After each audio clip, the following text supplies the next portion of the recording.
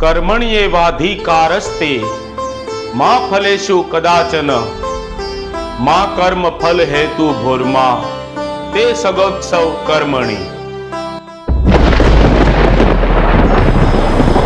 તારો અધિકાર માત્ર કર્મ કરવામાં જ છે, તેના ફળોમાં ક્યારેય નહીં.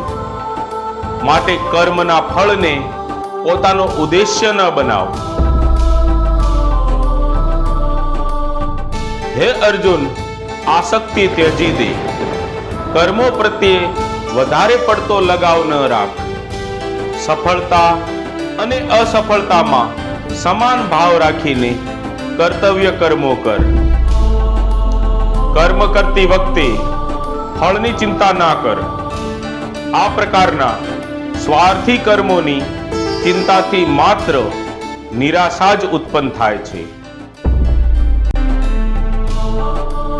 જે વ્યક્તિ ફળની ઈચ્છાથી પ્રેરિત થાય છે તે વ્યક્તિ ભૌતિક મોહમાયામાં બંધાઈ જાય છે અને તેમનો ભાવનાત્મક વિકાસ થતો નથી. કર્મયોગીઓ આવી ચિંતાઓથી મુક્ત રહે છે.